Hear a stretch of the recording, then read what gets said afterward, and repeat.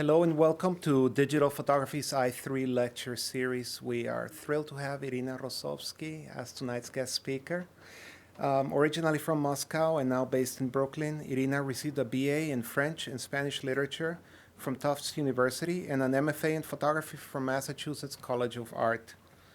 Her work has been exhibited at the Philadelphia Museum of Art, Southeast Museum of Photography, Haggerty Museum of Art, Harvard University's Carpenter Center, and the Breda International Photo Festival. Irina has received awards from the Massachusetts Cultural Council, Magnum Expression Award, Magenta Foundation, Lightwork, and the Philadelphia Museum of Art's Curator Choice Award. Her first monograph, One to Nothing, was published in 2011 by Keter Verlag. Irina was kind enough to bring a copy, so make sure you take a look. It's on the desk. I want to say there's so much to admire about Irina's work, her sense of light and color, the beautifully crafted photographs. But something that I find particularly compelling is how each project has a shape of its own. And I think to our students and our audience, that's something you can take away from this. Irina has a kind of aversion to repeating herself, which I think is very healthy and not so common to find. So please help me welcome Irina to our lecture series.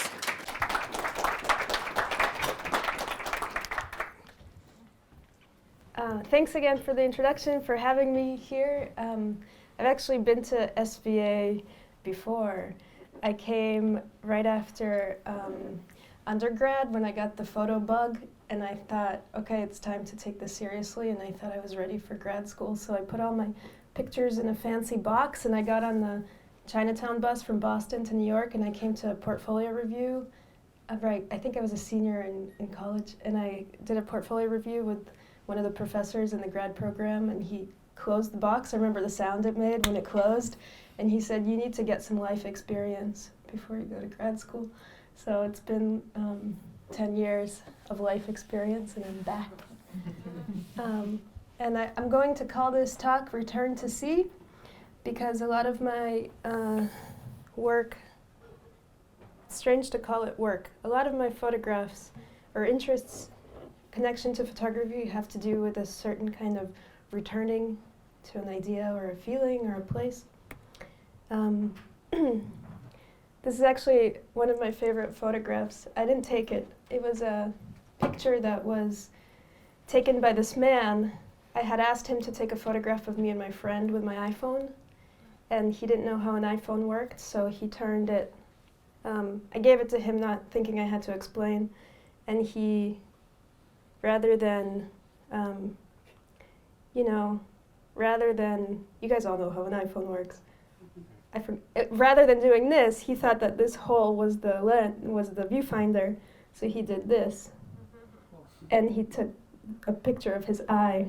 And this is what it looked like on my iPhone. I think this is the best contemporary art piece ever, because it's everything about photography that you're putting a human eye up against a mechanical eye and expecting to look out, but inevitably the photograph has everything to do with yourself and actually unveiling yourself, and that this eye is a kind of window to his soul and an accidental selfie.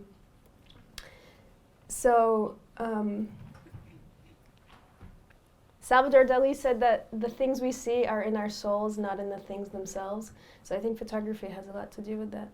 And this is a book by Jerry Badger called The Pleasures of Good Photographs, in which he talks about the idea of what a photograph is, what the capacity, the power of a photograph is. He uses the example of a white horse, and I took this picture a long time ago of two white horses. So I'm using it as an example. And he says that most people, when they look at a picture of a white horse, they think that what the picture is about is the white horse, that it describes, the point of the photograph is to describe a horse in the way that you would look on Craigslist if you were shopping for a white horse. That's the kind of photograph you would be looking for, because you're interested in that white horse. But the real power and capacity of photography is that it has the potential to talk about things in a symbolic way. Like, maybe these horses are talking about grace or solitude or isolation or connection, purity, anything. And, you know, the possibility, Jerry Badger says, the responsibility of a photograph, of a photographer, is to talk about both the subject and about your own story and yourself. I wanted to show you a photograph that was really important to me when I first saw it. This was before I even had any concept of being a photographer or what that meant. Just when I was really crazy about pictures, and this is a photograph by Milton Rogovin, who documented Buffalo, New York for about 50 years. He passed away a couple years ago, and I saw that I had two encounters with this picture. Once when I first started learning about photography, and it hit me so strongly, and I couldn't understand why, and then I saw it again, and it hit me just as hard the second time, and that was a confirmation that a strong photograph should always be a strong photograph, and it can have kind of an eternal grasp on you. And I think it's something about the way that large hand sits on that very small shoulder, and how that little child is so small and yet has kind of a very adult presence, and that they're so different in size, these two, but very similar in spirit. This is the first picture I ever took consciously, because, you know, we take photographs all the time, but I think the distinction between the pictures that we take all the time and when we, I don't know, call ourselves photographers or artists or something, is that we're thinking more about the photograph as a form. So this is, I guess I must have been 9 or 10 years old. This is a picture of my dad, who, looking back, I realize, actually I taught a class recently where everybody there learned photography through their fathers. Like, their father had given them their first camera. And I don't know what it is with, like, men passing on this torch of technology, but it was my dad, actually, who tried to get me into photography. And so I had taken this picture and completely forgotten about it. And about the time that I was in grad school, I came upon it again. Is it popping? Okay. And, you know, at that point, that photograph was, I don't know, like 15 years old. And this is a photograph I took, like, I don't know, in 2005. So there's a lot of time in between those two. And this is a picture of my mom.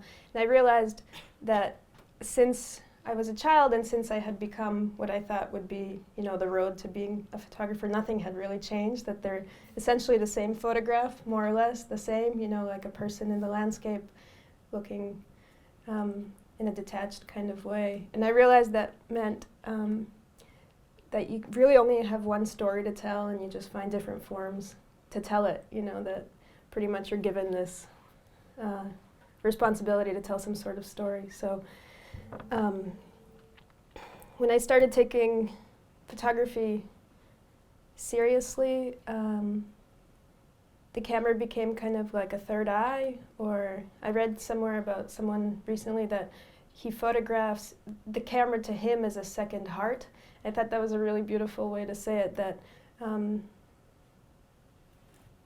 the early pictures I took were just a method, a way to see what the world looked like, which is what Gary Winogrand said. But to me, everything looked a lot more interesting when it was photographed.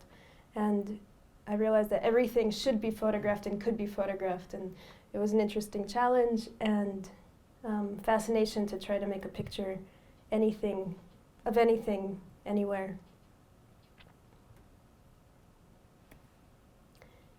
And actually, I just recently heard William Eggleston say that he photographs anything, anywhere, anything and everything wherever he happens to be. So, you know, if he can say that, then I think it's legitimate to have that kind of, that's what motivated me at first, was that kind of fascination with making images. So a lot of you are in school right now, and I suppose you are all confronted with this pressure or responsibility to make a project, that you can't just go about making pretty pictures. There has to be an aboutness or a story or a point to your looking, to your inquiry. So I think the most useful thing I got out of school was trying to figure out what it is you're naturally interested in, rather than and being able to articulate it in terms of how to relate photographs together. So the pictures I'm showing you are from a series that was developed after the fact, after I took the photographs. I kind of constructed this way for them to interact as a group. So they weren't taken in relation. Every time I took a picture, I had completely forgotten all the previous ones. So after the fact, they kind of seamlessly ended up fitting together into a body of images that I called My Mother and Other Things from the Sky. So both pretty specific title, kind of almost a children's storybook.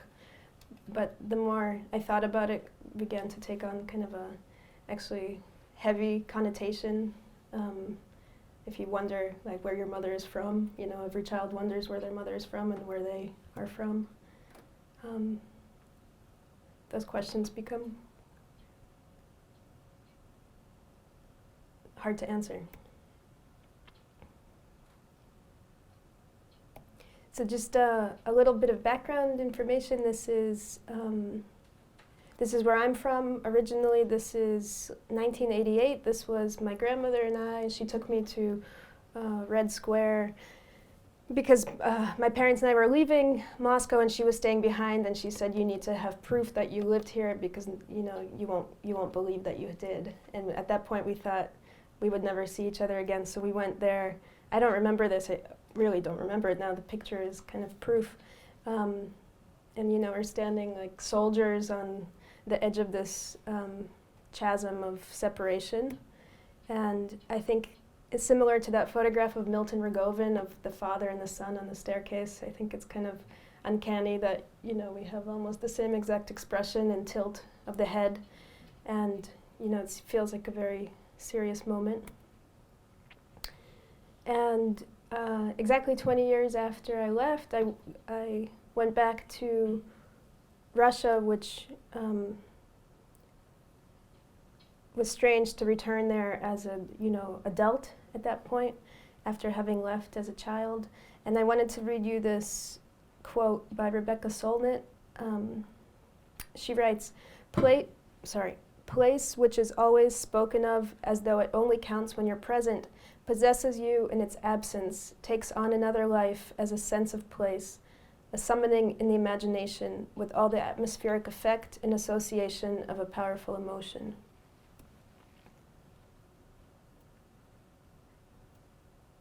So I think, you know, the fact that everyone's been separated from a place that they're originally from, and you have your set of associations and memories and feelings connected to that place that if you tap into become actually quite alive. And then when you return to that place, all your previous memory files are actually overturned because the place is not exactly as you remembered it, that your memory has a disconnect. So returning there was this very strange straddling of two places, two worlds, and realizing that, you know, you don't quite belong to either. And this intention to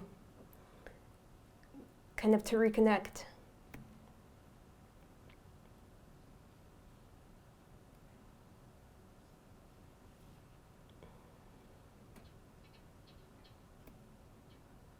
And also because I think, you know, the place remembered me as an 8-year-old kid. When I had left, I felt as if that I was going back to that way of seeing.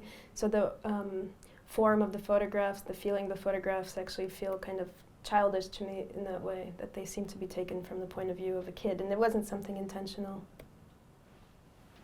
And there's kind of a clumsiness about both the place and this desire to recognize it and be recognized by it again. See if the place still remembered me.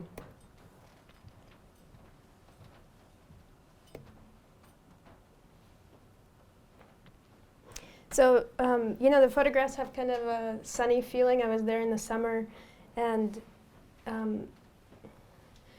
when you're busy looking, I'm sure you all experience this, when you're making photographs in the moment, you kind of channel all your feelings into the camera, through the camera, and it's only after the fact that you look at the photographs and you realize, wow, that moment felt like this, or the, you know, emotional connotation of a place becomes clear after the fact. And I look at these pictures and I realize that kind of like the painfulness of having been removed from a place and disconnected from it. And growing up in the States with this awareness of, your origins and not being able to see what that really looked like. Everything about the past was passed on to me through my father, my parents, the stories they told me of where they were from, and created this kind of cultural memory quilt for me from a distance. So I kind of learned about Russia from their own recollections, which had been distilled from the 70s, from their youth, and were not current, but from the past. And so my father's name is Vladimir, and he introduced me to, well, it wasn't a formal introduction. This is another Vladimir. This is Vladimir Vysotsky, who's a Soviet singer-songwriter. And his voice was like the third voice in our house. It was always present. And he was, we smuggled out these bootleg tapes of the singer and the songs he sang, and his voice was always barreling through the house. And I was trying to figure out, it was such a kind of constant part of my upbringing that it's through his voice that I learned what the past was about. So I decided to, and I knew I wasn't the only one. There's so many of us that have undergone this kind of, immigration. So I made this video. I'm not a videographer, but I'm going to show you a little video that I made that was an attempt to remember, to see what people remember of the past and to see how a memory is made eternal. So, why is it that we remember Shakespeare, or that everybody still knows Shakespeare? Is it because Shakespeare was really good, or there's something in us that makes it continue, or is it a mistake? Is it someone was forgotten that was maybe even better than Shakespeare? So what is it that makes something continue? And so I was wondering, is this guy going to just, once my father's generation passes, my generation passes, is it over for this guy? So I was trying to feel it out. Грязью чавкая жирной, торжавою вязнут лошади по стремена, но влекут меня сонной державою. Извините, могу вас вопрос спросить? Вы знаете такого? Это Высоцкий? Высоцкий, ну, конечно, знаем. Владимир Высоцкий. Высоцкий. Владимир Высоцкий, конечно. Конечно, Высоцкого, как же не знать. Певец, поэт, певец. Русский бард. Певец, актер, композитор. Да, я вырос с этим. Я знаю. Певец, композитор, известный человек. Он был звезда просто. Ну вот тогда такого слова не было, но... Дива. Не дива. Он был настоящая звезда, но вот даже как underground такая стар, потому что знали его практически все. Кто не любил Высоцкого? Все любили Высоцкого. А как его провожали? И нет, не Москва, весь Союз его провожал. Со слезами на глазах, с болью в сердце. Я его обожала. Я его очень любил, конечно. Он поет так, знаете, душой. И очень красивый голос. Твои 17 лет на большом каретном, а где твои 17 лет на большом каретном, а где твой черный пистолет на большом каретном? О чем? Обо всем. О жизни, о любви, о той же войне. Там и политические, там и о любви, там и, о всем. О жизни и о нашем строе прекрасном, который там был. Вы его слушаете? В данный момент нет. А раньше? Раньше, да. Наши родители очень Культовая личность. Все знают о его жизни. И и песни его все знают. Другой вопрос, насколько это актуально сейчас. Мало времени в Америке слушать, но если есть время, я, конечно, с большим удовольствием. Я уже забыл, давно было. Потрясающе. Я уже время прошло, все забывается. Потихонечку. Конечно. Мы безумно любим. Память будет о нем вечно. Нет, постепенно это сотрется. Это постепенно сотрется. Speak Russian? Yeah. Do you know who this is by any chance? So, No.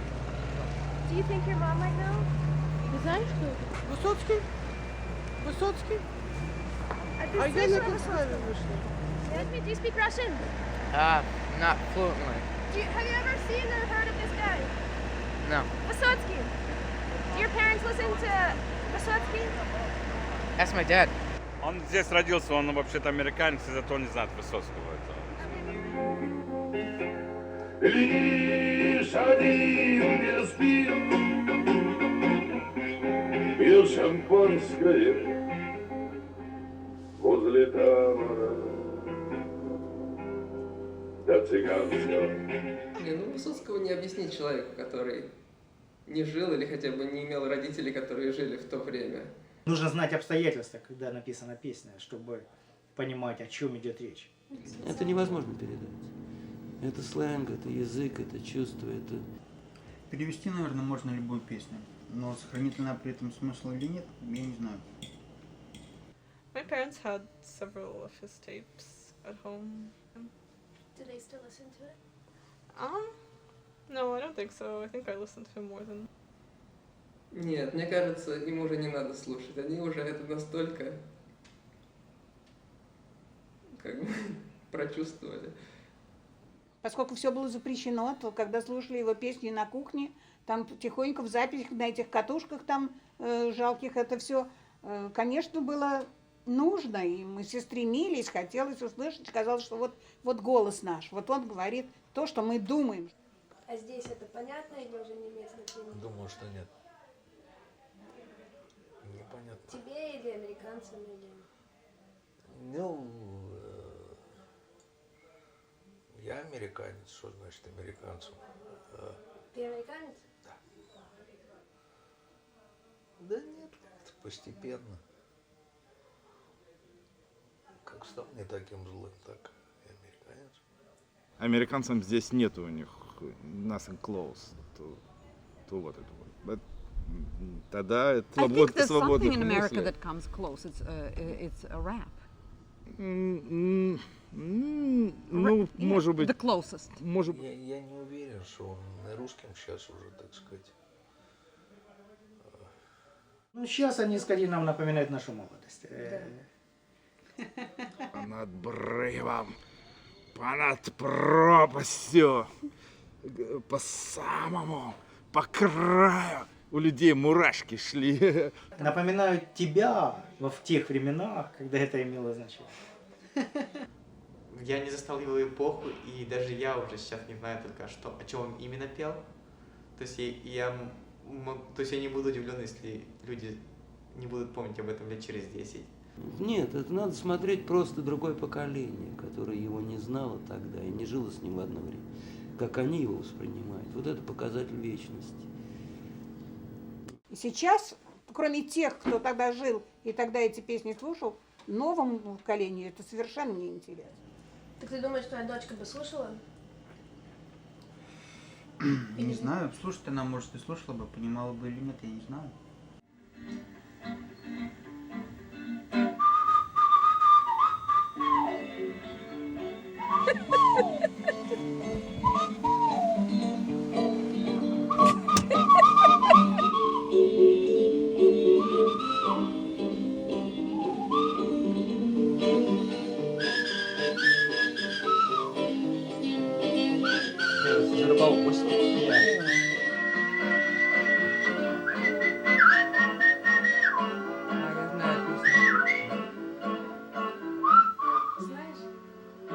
Вот, исчезла дрожь в руках.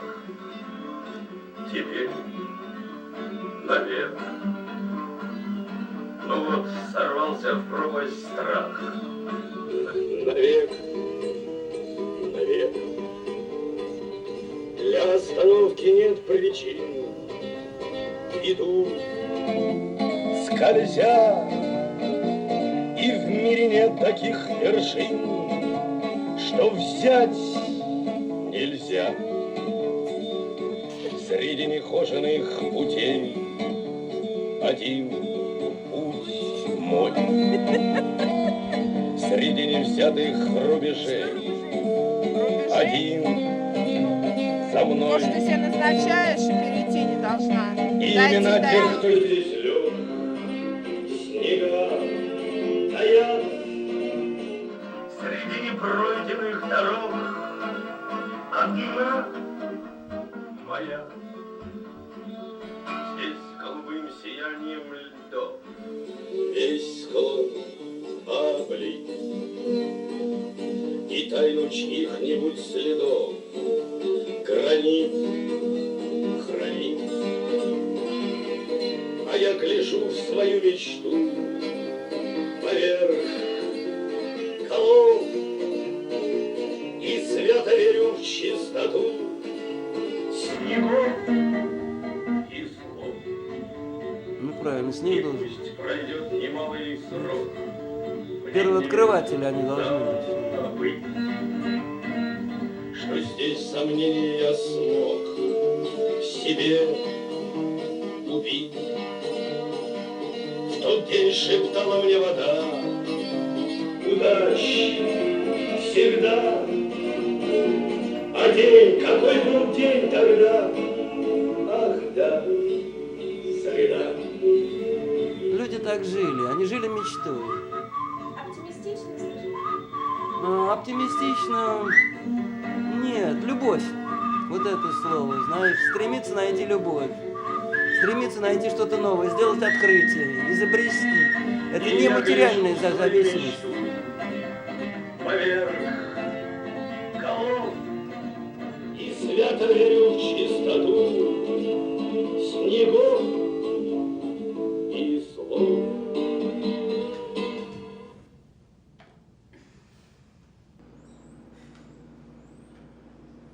That sounds a lot like Высоцкий.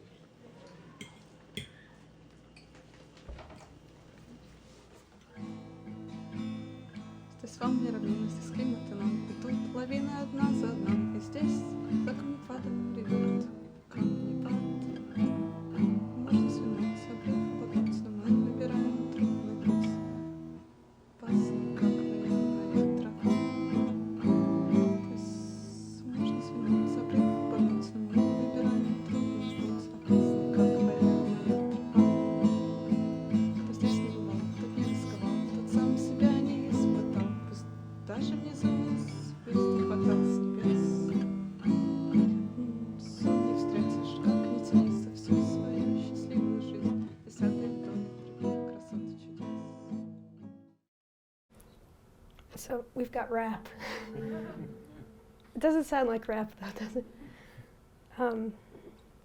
Yeah, so after making that video, I couldn't really make a conclusion whether this, you know, what stays and what's forgotten. I think it's a little bit of a mix, and there's an older, I forgot who said it, but it's like a time test. I guess you have to wait and see what sticks around. And when the next project I'm going to talk about is, I was just realizing that the connection between that video and this project that I published in the book that's made in Israel is actually, there is a parallel. This is the first photograph I took when I got to Israel at the end of 2008, and I took it with a flash. It was really dark. I couldn't see anything with my eyes, and I knew that the camera would show me something after the fact that to help me understand what this place is about, that we seem to know everything about from a distance, removed, you know, in the comforts of our homes. We read the news, we think we know what's going on there, and then when I got there with my feet on the ground, I realized it was impossible to really decipher, like who's right, who's wrong, these layers of history and time, the presence of religion. It's so complex that it's really difficult to make a clear understanding. And at the same time being there, it felt as if you know, I had come as close as possible to the center of some sort of origin or civilization, that it was here that kind of civilization is decided or is determined, that it was almost like the belly button of the world. And that the connection to the video that I'm seeing here is that, you know, the way time works here is very complex that I think living at a distance, it's difficult to really grasp, but it seems as if the past here is much greater than the present, and the past kind of swallows up the present. And that time doesn't necessarily travel linearly, that everybody's operating under the umbrella of what's happened before and almost repeating the same mistakes, and there's not necessarily a resolution. And that the struggles here, the fight between the Israelis and the Palestinians, that's visible in the fabric of daily life, that the struggles kind of are on a physical level. And the way I prefer to talk about these pictures is indirectly, rather than explaining to you what I think they meant. I mean, the process was I was traveling around the country and taking, in 2 weeks I took more pictures than I had taken in about a year. And the process was very quick and almost violent. And I think it's better, I wrote these small excerpts of things that were happening outside the frame at the same time that I wasn't able to photograph. And I'm going to read them because the photographs will make more sense and what I was thinking will make more sense. In the Tel Aviv airport, I noticed a tall man with gray cropped hair, military style, wide shoulders and a sports jacket, stern, tense, and silent. He was walking quickly and precisely to the baggage claim. Fluttering behind him was a tiny boy, not more than 4, reaching barely to the man's knee. The man kept at a cool and calculated 4 paces ahead of the child, and for the boy this distance was insurmountable.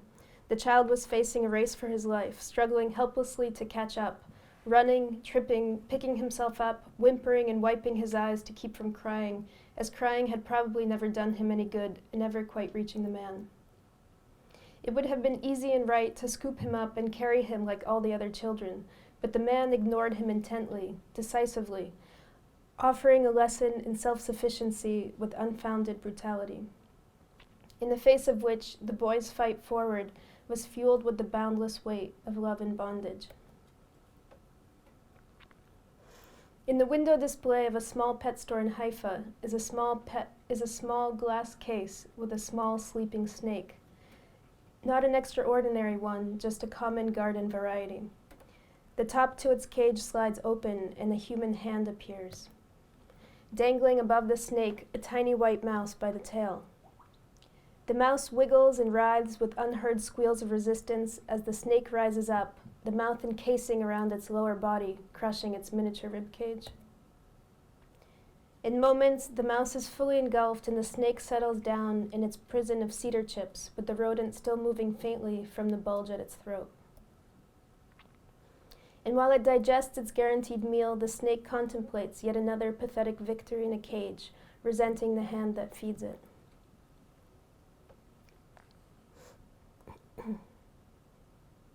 It was Christmas night, and we were driving from Bethlehem to Tel Aviv in standstill traffic, up a hill in the rain. The transmission gave out, and we started rolling backwards down the slope, our stomachs sinking into panic. Out of nowhere, in an instant, before we had a chance to react, a group of Orthodox Jews, men and women, had suddenly appeared and gathered on all sides. And like the Red Sea, the traffic in front of us parted, and they pushed us through with a miraculous ease to safety at the side of the highway. I remember their faces from the back window of the car. There were no words exchanged, no chance to say thanks. It lasted all but an astounding moment, an enlightening sensation of certainty, something like the semblance of God in the palm of human hands. So someone asked me if I had taken some of the pictures in Florida or the Hamptons, and they're like, is this, they look so banal that they could be anywhere, but there's such a sacredness to this place that it can't be anything else, and it's there's the layers of holiness are almost palpable, and it's not a religious, I'm not preaching or anything, but there's so many layers of people wanting to believe in God and coming here and seeking out God that it's something that's been, I think, accumulating in the land itself. And what struck me the most is that the combination of the violence and the daily normalcy of the day-to-day life there, alongside this religion and this desire to rise up and to seek out something heavenly and spiritual, and it seems like an irresolvable problem, and it's almost inexplicable. How do you negotiate this spiritual quest alongside this violent reality? It's so complex. And there's an Israeli writer, Edgar Carrot, who writes really funny short stories. I really recommend. He actually has a film called Jellyfish that's really good. I recommend it.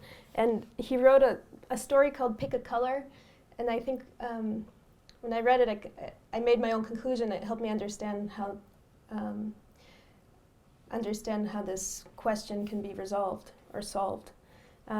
So in this story, Pick a Color, there's a man who's been really oppressed, like he's been beaten down by life, and he's in a wheelchair, and everything's going horribly for him, and he comes to church in the wheelchair, and he tries to ask the priest to explain to him why all these horrible things are happening to him. And so the story says, and the priest has no idea. He can't give him an explanation because he himself has almost given up hope and faith. He has no clue. So the priest starts cursing to the sky, and he's almost lost faith. God entered the church on the disabled ramp. He was in a wheelchair too. What do you think God asked the priest in frustration? That I created all of you like this because it's what I wanted? Because I'm some sort of pervert or sadist who enjoys all this suffering? I created you like this because this is what I know. It's the best I can do. The priest fell to his knees and begged for his forgiveness. If a stronger God had come to his church, he probably would have carried on cursing him, even if he had to go to hell for it. But seeing God disabled made him feel regret and sorrow, and the thought that he was suffering like a God made him feel blessed.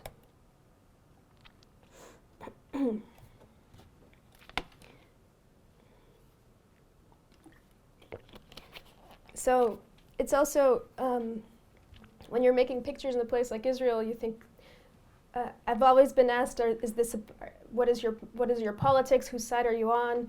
And I was honestly just trying to hover above the conflict and not take sides, and I think it's possible to have a neutral distance and not have to decide, because I realized it's not for me to decide, it's impossible to decide, that's not even the question for me. And yet the place has an inherent political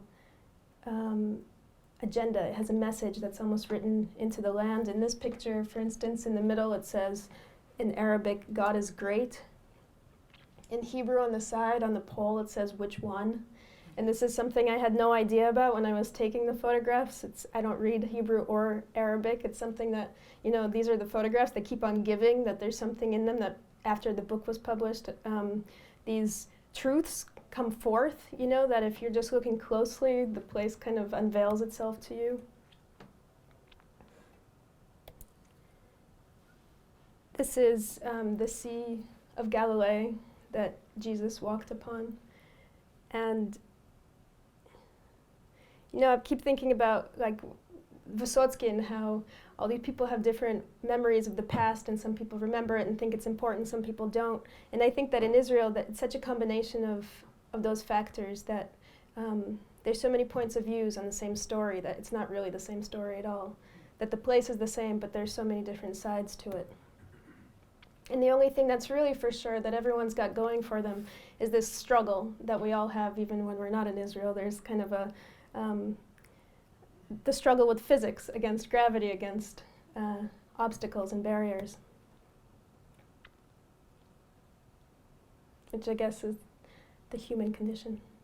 This is a photograph that I like a lot from this project. It's probably the one that speaks the most to me because it's this very idyllic, romantic scene, as if this beautiful woman, mermaid, has been washed up you know, like a dream from the sea, and this man is sitting there. If you look closely, there's a Pringles, Israeli Pringles and beer next to them.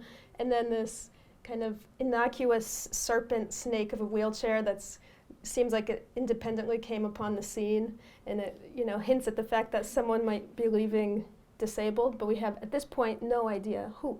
So, or maybe after this like union of the two of them, they won't need the wheelchair anymore. So I like this kind of suspension of disbelief that there's a chance it could be bad, there's a chance it could be good, but at this moment right now, it seems to be okay.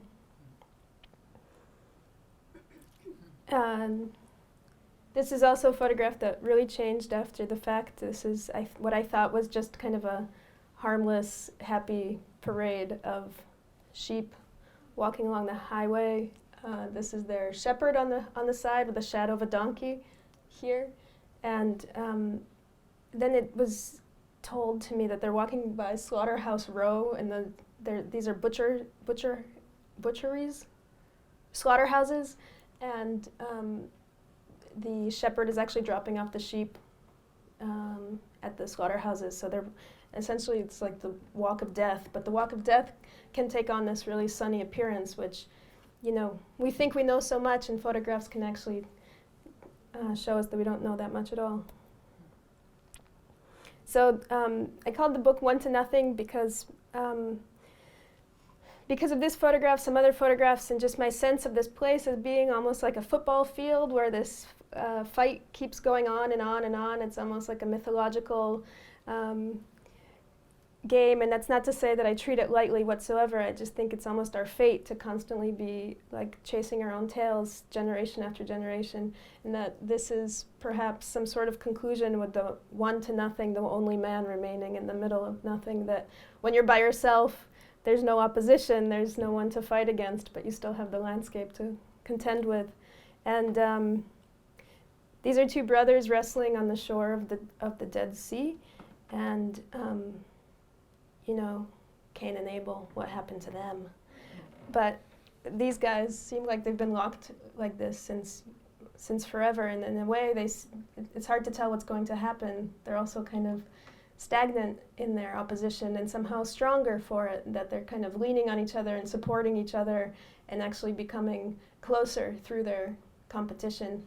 And sooner or later, on the back of the book is this donkey that through extended warfare, you become this, I don't think they can reproduce, right, these guys? Mules.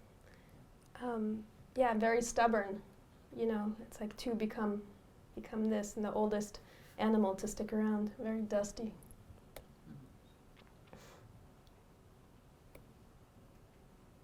So this was the book.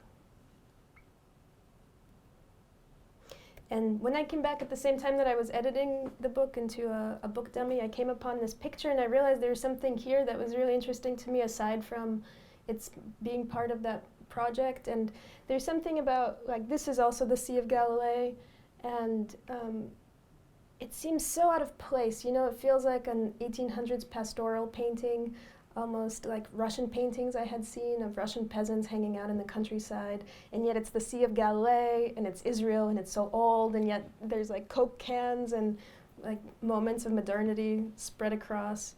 And his eyes are closed, which I found also to be kind of a gift after the fact, because it seems like, you know, it's a real moment. It feels like it could be real. And at the same time, I had that picture tucked into my mind, and I am living in Brooklyn, and Prospect Park, you know, you guys all know that place. And so I had been there a million times, but somehow one day I went there and I saw it completely differently. And then maybe because of that picture, because I had come back from Israel, because I had finished making that book dummy, but somehow something switched, and I saw this place all of a sudden as a kind of utopia, as a broken utopia, like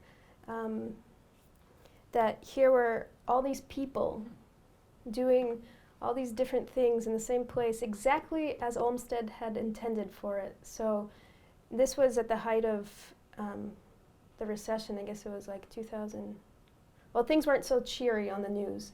But here I would go to this place and it felt like, you know, that I could run away and that everybody was running away and that it was a kind of paradise. And there's not just one paradise here, but very many, that there were, everyone made their own paradise of this place, and that depended on where they were from, because, you know, the quintessential melting pot. And everyone sort of ends up bringing their personal geographies with them, in the sense of memories or the way they occupy the space, what they do in that space, who they are, the energy that they exude.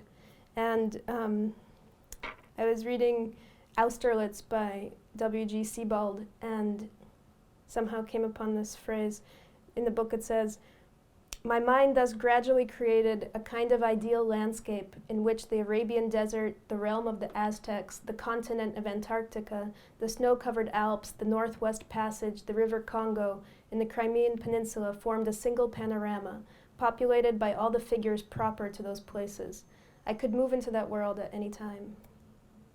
So this concept of, you know, American dream, that everyone could have a piece of it, suddenly seemed so idealistic and right in front of my face if I turn the camera a certain way.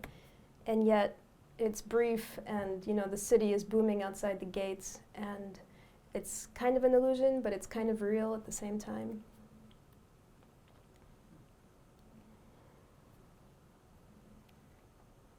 And also this sense of traveling through the place, that, you know, we all know what life is like here, and that they say to live in New York, you have to leave New York. And in a way that you're going deeper and deeper into the city, into Brooklyn, and yet you're mentally, emotionally leaving the city. And with each group of people that I would look at, it felt as if I was traveling to a kind of a distant place. So it's not like you really have to even get on an airplane, but you get the sense that through each diaspora, through each cultural group, even the culture, the ethnic background doesn't even matter, just connecting with one person's moment for a second allows you to kind of enter their world and travel in a virtual kind of way.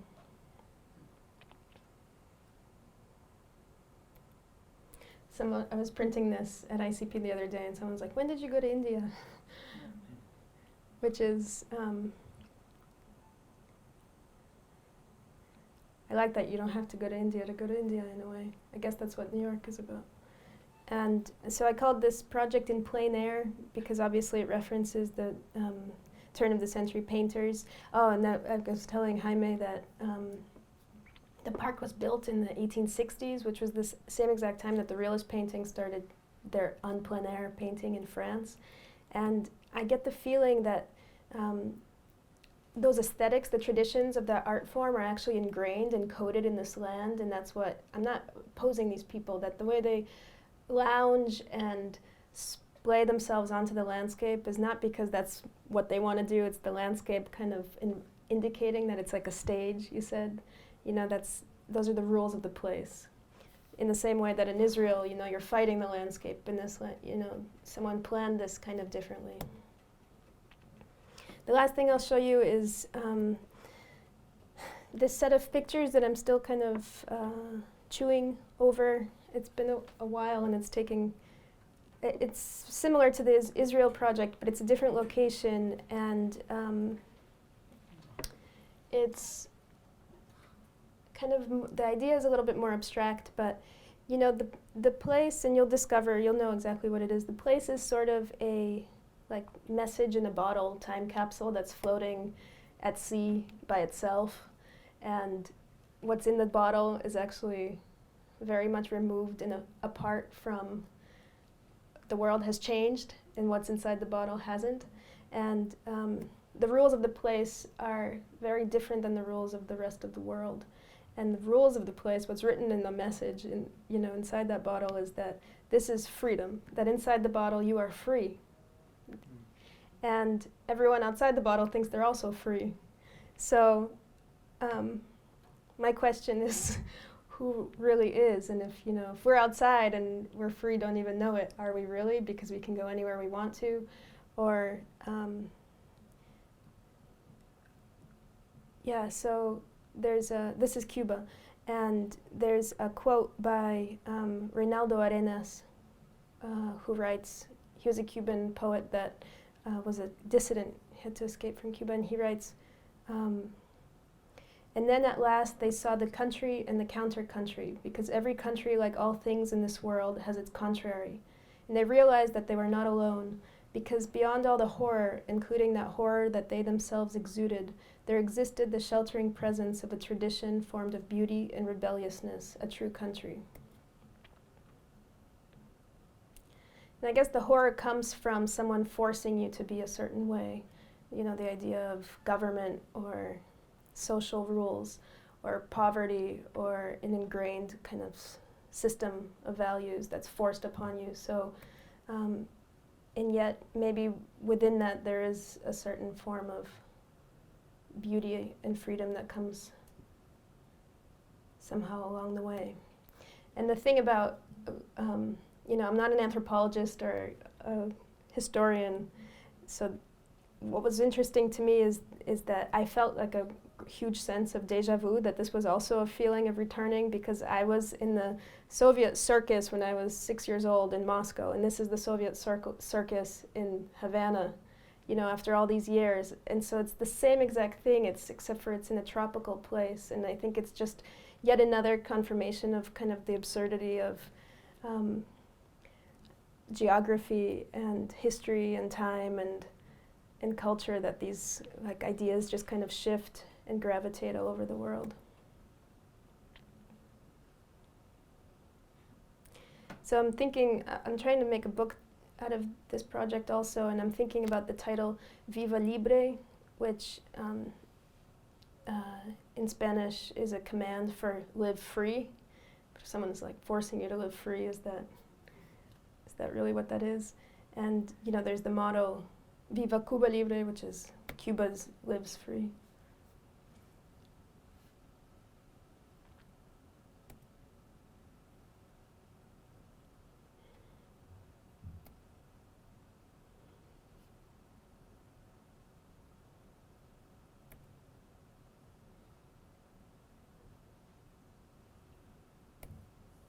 That's the end.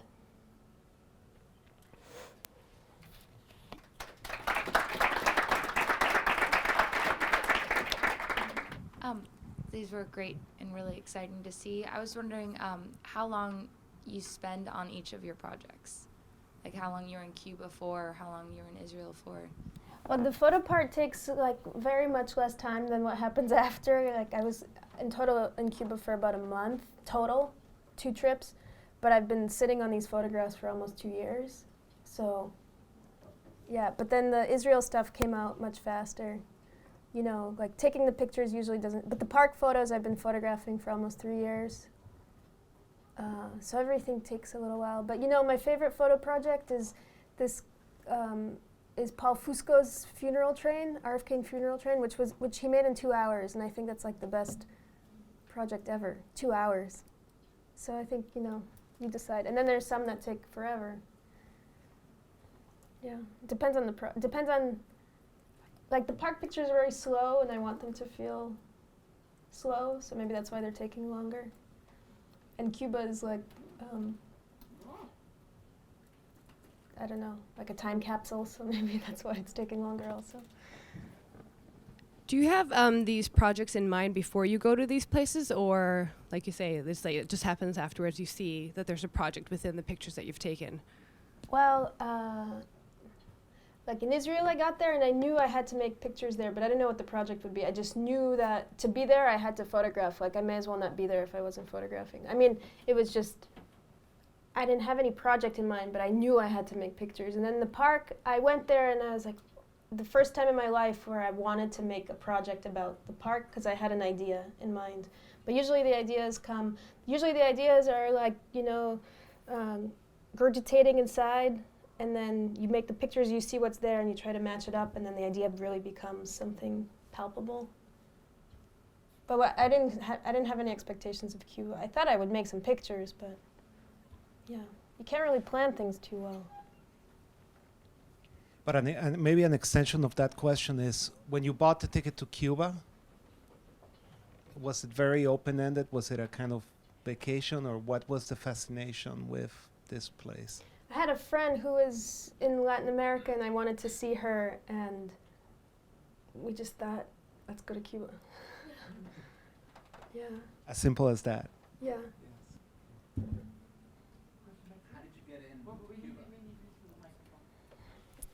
How did you get into Cuba? Oh, really easy. You just go. You go through Mexico. You go to Mexico to Cancun, and then you just go. Yeah, I mean, you worry about coming back. You know, my parents who have like the Soviet regime are like, they're going to take away our American passports. You know, we're going to be dissidents. They're going to send us back. I think my mom actually said they might send us back to Russia if they find you sneaking into Cuba. So it's like the fear of the Cold War still. But it worked out. It's okay.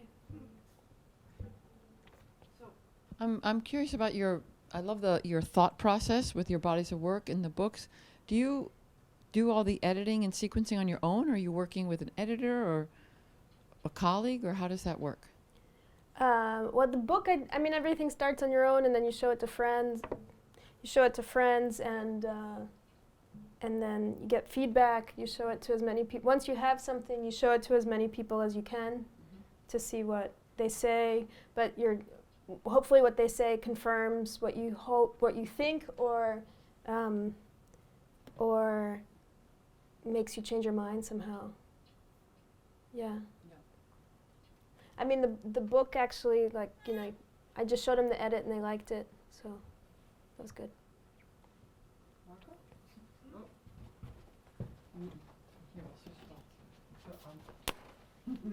So I'm curious.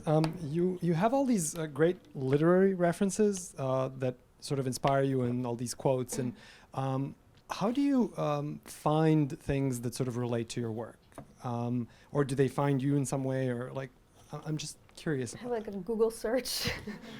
No, I mean everything. I think you can make everything connect almost to the point where it's too like new agey or open-ended. But if you have an idea, you know, it's like when you learn a word and then all of a sudden that word seems like it's everywhere. Once you have an idea, like everything you read and see kind of feeds into it or confirms it. But or you know, you read something and it gives you another idea. You just write it down. But I have a bad memory, so you know, if you write it down, then put it on the wall somehow haunts you. Yeah. All right. Well, thank you very much, Thank you so Irina. much for coming.